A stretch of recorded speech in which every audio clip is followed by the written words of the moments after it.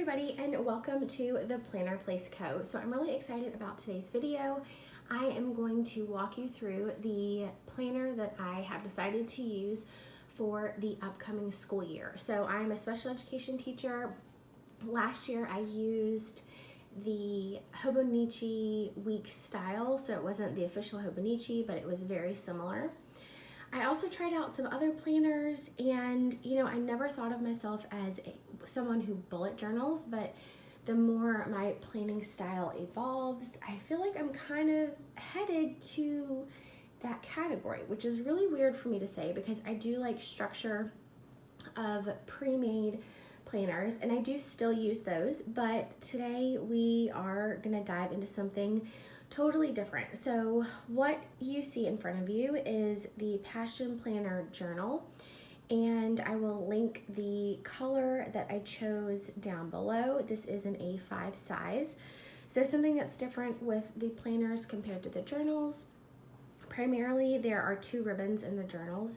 In the traditional Passion planners, you usually only get one ribbon, so that was definitely an added bonus, as well as the inside of the journal.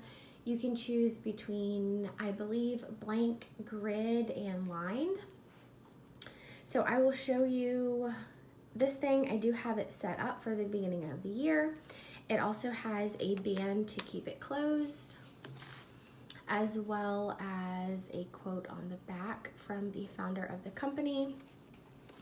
And just like a regular Passion planner, it has the folder in the back that you can pop stickers in and other pieces of paper. One great thing about the Passion Planner journals is that they have numbered pages, so you don't have to go through and number your pages. I was thinking about using an A5 Stalogy for this, but because of the different features with the journal, I just went ahead and picked this up, and I'm really happy with the way that I have it set up.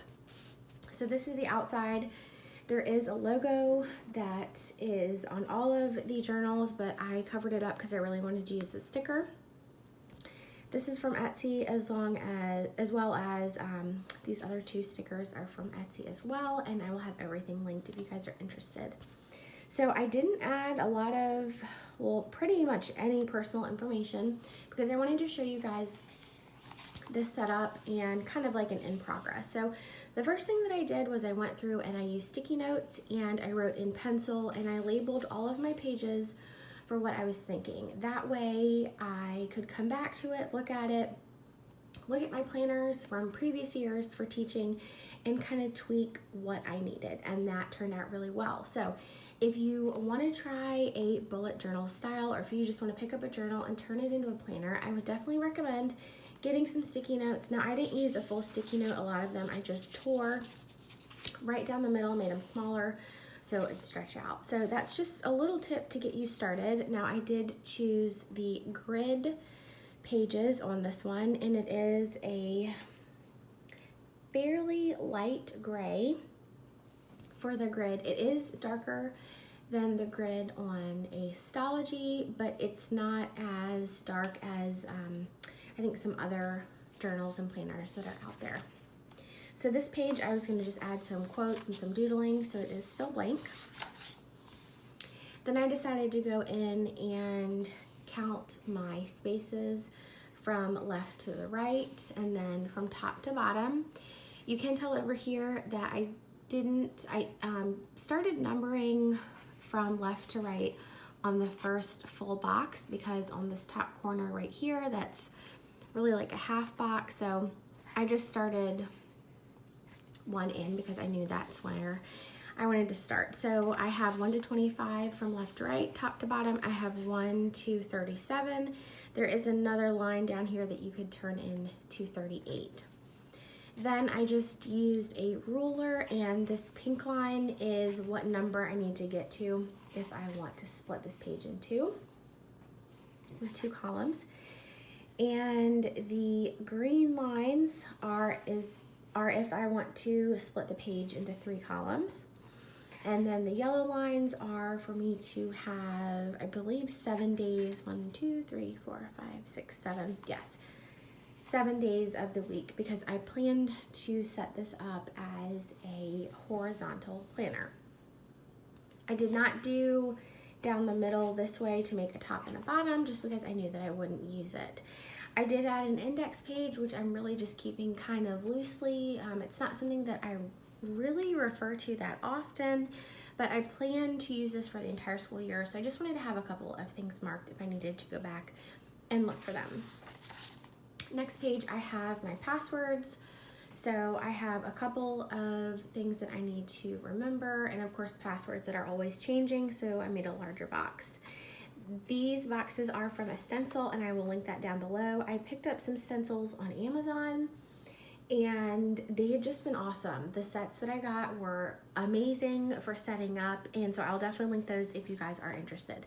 So I have a cafe password I need to remember for if I buy teacher lunch, my Wawa password for coffee, and then my email password, which is constantly changing.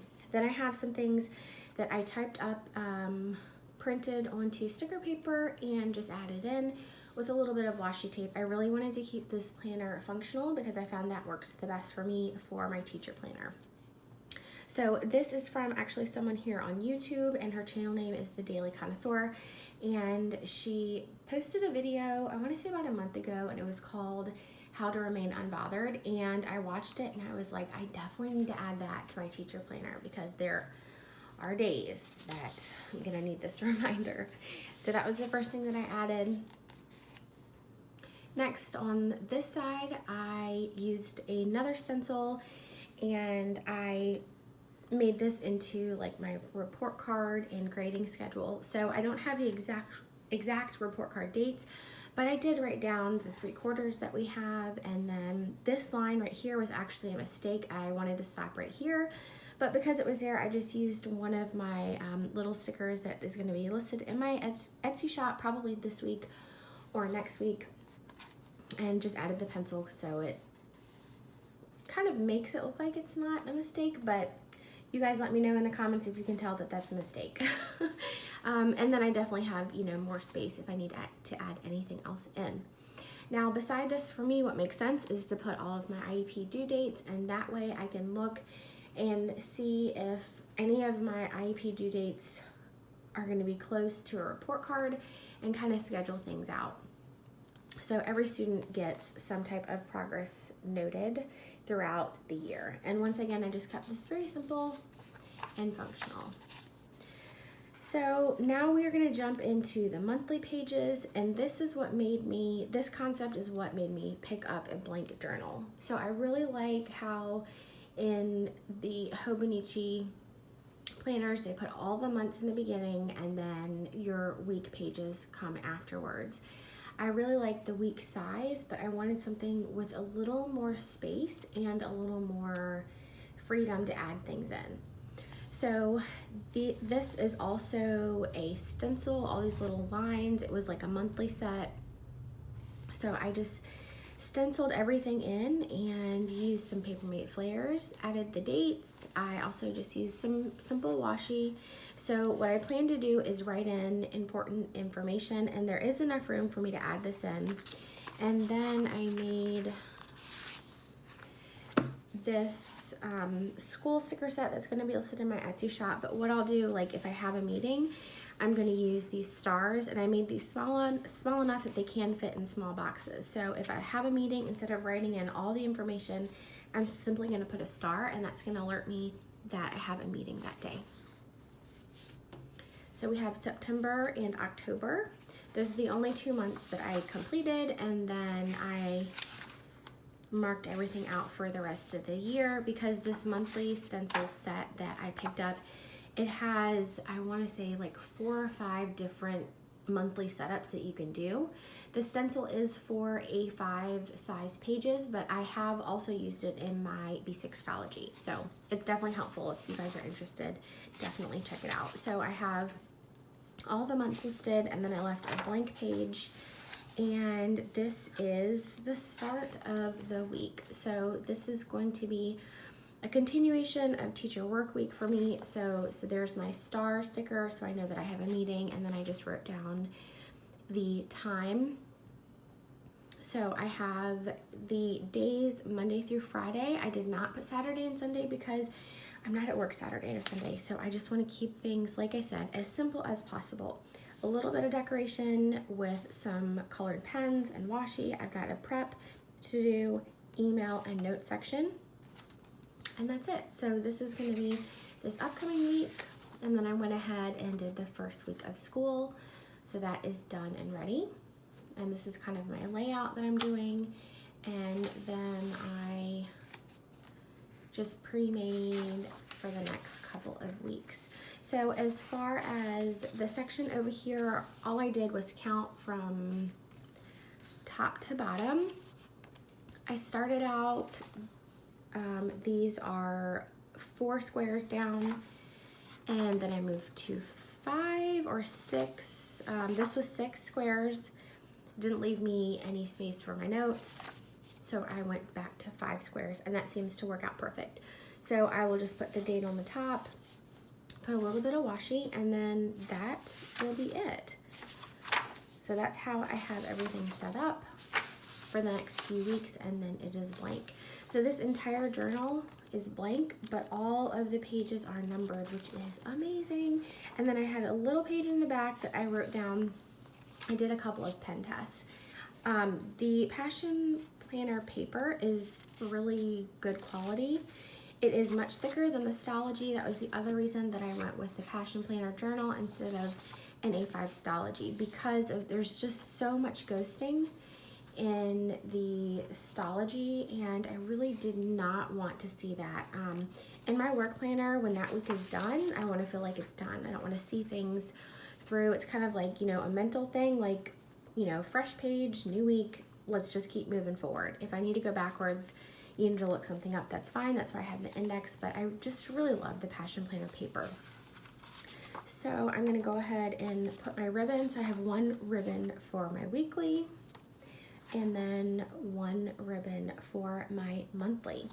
So the stickers that I have in here so far are the school sticker sheet, like I said, that will be available soon in my Etsy shop. I have some IEP meeting stickers as well as some Zoom stickers, and really that's it. I really keep my personal planner more for decorative planning. I want to keep this functional, and that's what works for me. So I hope that you guys found this video helpful. Please let me know if you guys are teachers or if your kids are going back to school, what planner you are using just to keep track of everything. Thank you guys so much for watching. It means a lot to me that you come back every week for new videos, and we get to spend some time together. So I hope that you guys have a great day, and I'll talk to you in my next video.